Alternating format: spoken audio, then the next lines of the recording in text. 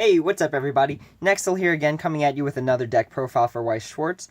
This one is going to be a Leafa and Suguha deck. So a mono green deck, pretty much with nothing else. I can't really say I am particularly fond of this deck, mainly because I really don't like this character at all. I'm not one for the Wincest team if you're running that guy. Spoilers for those who are going to watch it. But yeah, I really don't like this character. Like, she really bothers me. But I had the cards in search of like a good Kirito Asuna / meta SAO deck. I ended up having all the cards anyways. So I was like, I might as well just put them in a deck. Why not? So with that being said, I'm going to run through the cards and then explain everything here. So we're going to run 2 copies of Unyielding Girl Leafa. This is going to be our assist to the characters in front of it with 500. And you can rest the card to give character 1 level. We have 2 copies of Reliable Guide Leafa. When this card attacks, you give 1,001 level to another character. 2 copies of Suguha cheering on her brother. It has a bond ability, but the card that it bonds with is blue, so we're not going to worry about that. It has a change ability with a level 1 Suguha card. It's going to be pay 1 and then put a card from your hand into the waiting room to change into that card from your waiting room, which is important, not from your deck. And yeah, run 2 copies of that one. We run 3 copies of Simultaneous Attack Leafa. When there are no other characters on the center stage, she's going to gain 1,500, making her power 4,000. 2 copies of Veteran Player Leafa. It's going to be pretty much the level 0 beater, coming out at 3/5, and you can't play Climaxes while this card is out. And lastly, for level 0, we run 2 copies of Kendo Girl Suguha. This one's going to be our spammable Brainstormer for the deck. Whenever you brainstorm into a Climax card, it's going to gain 3,000 power. And that's our entire level 0 run. It's pretty skimpy, to be honest, because there isn't a lot of level 0 utility for a mono green deck. Moving on to level 1. We run 2 copies of Time Limit Leafa. This one's going to give all other characters 500 power, and then you can pay 2 and rest this card to search. 2 copies of Suguha Cooking. This is going to be our generic level 1 no-cost backup for 1,500. 4 copies of Virtual World Girl Leafa. This is going to be our main level 1 beater. When you play this card, you have to rest a card, which more often than not will be your back row. Then we run 3 copies of the change that I was talking about from level 0. Kirito's younger sister, Suguha. This one's going to Climax combo with Memories from Last Night. You pay 1 and then clock yourself from the top of your deck. And then you get to search for a level 1 or lower card and then put it anywhere on the stage.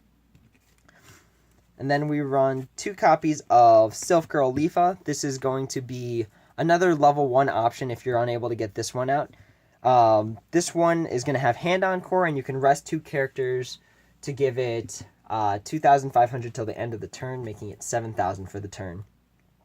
Lastly, rounding up our level 1, we have 3 copies of the event Specialty of Sylvain. When you play this card, you choose a card in your clock, add it to your hand, and then put this card in your clock. So meaning you're going to take a card from your clock back into your hand and then put this one on top. So to my understanding of it, if you have, let's say, a clock that looks like this, you're going to play this card, put this one, whichever one, back to your hand, and then put that on top. So this will always be the top card of the clock in the end. And yep, that rounds up our level 1 game right there. Moving on to level 2, we run a total of 6 cards. Yep. We run 2 Magic Swordsman Leafa. This one's going to Climax combo with the card Spell Chanting. It's going to gain 1,000 power, and then whenever you reverse a level 2 or higher character, it's going to clock kick them.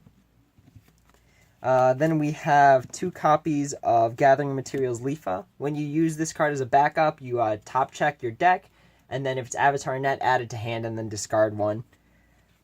And lastly, level 2, we are running 2 copies of Sibling Moment Suguha. This one's going to be a level assist to the cards in front of it, as well as have like a sort of change ability. It's going to be pay 2 and then discard 1 card from your hand to the waiting room. Climax combo with this card to get out the level 3 card, Virtual in Reality, Leafa, and Suguha. So it's kind of a weird Climax combo. But I will explain later why it's important to this deck. Moving on to level 3, we run 4 copies of that card that I just mentioned before, Virtual in Reality, Leafa, and Suguha. This one's going to heal upon play from the hand, and then when this card attacks, it'll climax with this card to give you 2 free searches. And lastly, rounding up level 3, we run 3 copies of Leafa's Pure Wish, which gives all other characters 1,500, as well as it's an early play if you have less than 5 cards in your deck, and if you pay 1 and discard 1 from pay 1 and discard an avatar or net character, this card gains 3,000 power and cannot be chosen for effects until the opponent's next turn. So this one's going to be pretty much a standalone level 3 that can defend itself. Alright, so moving on to how the deck works. So pretty much at level 0, you're going to want to open with any of these following 3 cards. So that one, this one, or this one. Pretty much what you're trying to do at level 0, like early level 0, is pretty much get some stock going for you. And these cards are going to do just the job. This one's going to help the other 2 get over like level reversers as well as make them huge, because these 2 cards on their own are going to be roughly 3,500 if not higher for the most part. And this card's just going to help them out with like level reversers and things like that. Yeah, that's the early level 0 game. Naturally, you can play this card to give everything 500, just to give that extra attack boost. And this also gets over level reversers and like stock kickers and stuff like that, just because you can rest this card to give these guys a +1 level. Pretty much almost the same thing as this, except this one nets you a stock from the attack. But late level 0, like maybe turn 2, turn 3, because level 0 really doesn't last that long, you're going to want to get this card out. And the reason is that you can change from this card into this card. So let's clear up the board here a little bit, since we already explained the purpose of those. We can leave this one out since she's so relevant. But you're going to want to change from her into her. And she's pretty much not going to be able to be level reversed because she's level 1. She's 6,500, meaning she'll be able to run over pretty much anything you should face at level 0. And yeah, that's pretty much the main play. It costs 1 stock, so pretty much you just need to slam somewhere early level 0 to gain the 1 stock.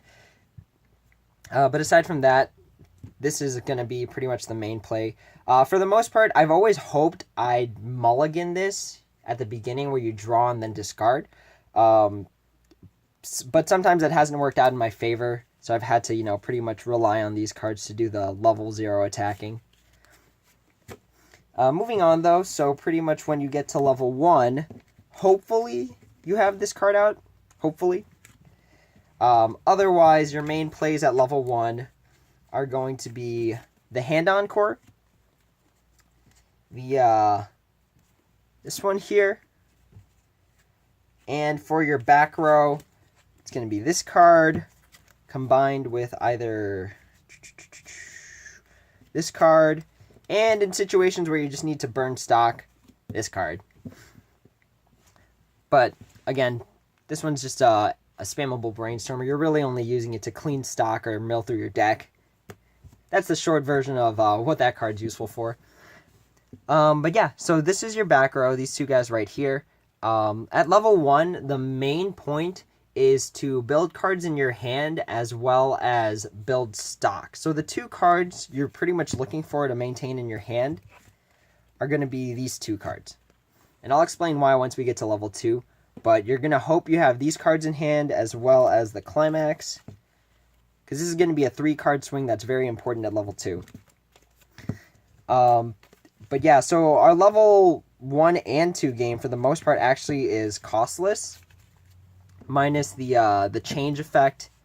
And if you need to play this card at level 1, you have to pay the 1 stock to get it out. At level 1, yeah, pretty much you're maintaining this board as much as you possibly can. So let's say front row, front row, front row, back row. You're going to try and maintain this board as much as possible. This Climax combo is going to help. It's going to be pay 1 and then clock yourself from the top of your deck in order to take one of the level 1 or level 0 cards and add it anywhere on the stage. You're pretty much aiming for this setup for the most part. The only other setup I'd probably recommend is like any combination of, you know, something like that or something like that. But pretty much these 5 cards are what you're aiming for. And since this card doesn't really search out level 2s or 3s, you know, it's not that good. But it does allow you to build a free stock by getting a card out. Arguable since you have to pay the stock anyways.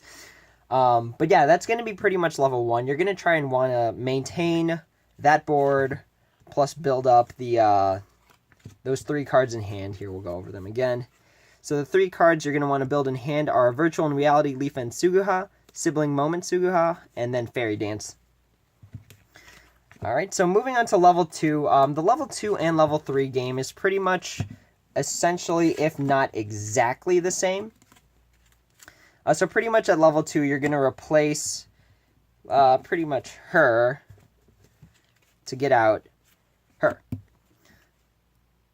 You know, that combo is epic. I'm going to go over that last. So we're going to go pretty much with the generic, less useful combo, which is going to be Magic Swordsman Leafa, Climax comboing with Spell Chanting to pretty much get a stock kick. Or a clock kick, I'm sorry. It's not the Asana card. This one clock kicks. That's pretty much going to be the generic level 2 play when you don't have too many cards in hand, or if you're unable to get that 3-card combo that I was telling you about earlier. At this point of the game, like the whole point of this deck isn't to do some sort of tricky trick, Nisekoi, burn 1 upon play, or like... It doesn't have any sort of finishing trick like that. So for the most part, level 2 onwards, you're trying to rush them until they're dead, is pretty much the whole point at level 2. So the clock kick is going to help just to accelerate the game pretty much. Unlike other decks, this one doesn't operate 100% at level 3. Whereas, like, you know, level 2 and lower is just like prepping for level 3. This one operates fully at level 2 and 3. So even if they get you to only level 2 and they're trying to buy time, you can, you know, still beat the crap out of them at level 2. So you got the clock kicker, which is going to be the generic, you know, didn't draw the cards I needed combo. But if you can get those 3 cards that I mentioned earlier, your game is going to accelerate so fast you're not going to have to worry about a lot. So pretty much at level 2, if you have those 3 cards in hand, you're going to get her out. By paying the cost, give the level assist, blah, blah, blah. But the main thing is going to be the Climax combo. So the way this Climax combo works, if I've read the card correctly, is you're going to play this card, set up your board, whatever, you know, throw things wherever you need to. And then you're going to play Fairy Dance. So the way this Climax combo works is that when this card is played, this effect kicks off. Then you're going to pay 2, discard 1 from hand, and then you're going to get out the level 3. Bam. Alright, so once you get out that level 3, when this attacks, if this is in your Climax zone, you're going to pay 1, and then you're going to get 2 free searches. Not only that, if you played this card, you're also healing, because the effect is when this card is placed on the stage from your hand, you get its heal ability. So you're also able to heal at level 2 if you're able to pull this combo off right here. And yeah, this combo is just great because when this card attacks, it's got the level assist, so it's going to be 11-5 plus the Climax combo, and it's just great. Unfortunately, this isn't a 1k1, and when you place it, you have to choose a character to give the 2000. I'm sorry, I didn't explain the climaxes. This is going to be, when played, it's draw a card and then give a character 2k1. So 2 soul and, I'm sorry, 2000 power and 1 soul. Memories from Last Night is going to be a gold bar trigger, and it's going to give everything 1k1. And then Spell Chanting, since it's the SAO Volume 2 promo, it's going to be a gold bag with a 1k1 ability. Sorry, I forgot to mention those earlier. But yeah, you have to choose the card to give the power to beforehand. So unfortunately, you can't give it to this card. But if you had some sort of whatever crashable level 1, you can give it to that one just to rush for some extra damage without overshooting. But yeah, that's going to be the main combo for level 2. If anything, if you have the stock to pay for it and you've correctly clocked and whatever to make sure you have the right amount of cards in hand, you can also play this, just because it's an early play and gives everything 1,500 power. I very rarely found myself using the pay 1 and discard 1 from your hand to give this card 3,000 and cannot be chosen by effects. But I could see why, because it's an early play and there's, anti-change. And yeah, that's pretty much the only reason why. It's not much good when, for the most part, just because if they have anti-change, it just means they're going to hold it until next turn and then just blast you with it. But this is going to be pretty much your main level 3 setup. I'm sorry, level 2 onward setup. And then, in case you need it, you got the hand sorter here as a backup. But yeah, this is going to be pretty much the board that will maintain you until the end of the game. It's as early as playable as level 2. This effect is spammable, sort of, if you have multiple fairy dances. So let's say our board looked like that at level 2. Bam, climax combo, bam, get that one out. Okay, next turn, whatever. Bam, do it again. Whoop. That one's out. And now you've got, 2 climax combos for the next turn. And the purpose of that climax combo, it took me a while to realize why it's good. So the way it works is that you're going to do your 2 free searches, and it doesn't even matter what they are, because the point is you're compressing your deck to be canceling more. So at this point, you're just stalling and then running them pretty much. And then you're also, triggering cards, putting them in your stock, hopefully compressing correctly. And yeah, that's pretty much how this deck works. I mean, that's a solid gist of it. It doesn't have a last shot ability where, burn for 4, blah, blah, blah. It doesn't have some sort of burning finisher. It doesn't have a restand ability. It's pretty much just board maintenance and running things over, which isn't too hard, considering that a lot of the cards they're either free and then will get run over eventually, but at level 2, plus 1,500, plus 1,500 to the level 3s. Yeah, it's not going to be too hard. That's the main plays of the deck. Just some strengths and weaknesses. This deck is super budget. I mean, if you don't care about rarity, these 2 cards are your main plays, and they're only $5 a piece. So this deck was super budget. Luckily for me, I just came across the cards because I had the packs. It's really fun to play. I think that combo right there, it's super fun because it's just a 3-card swing.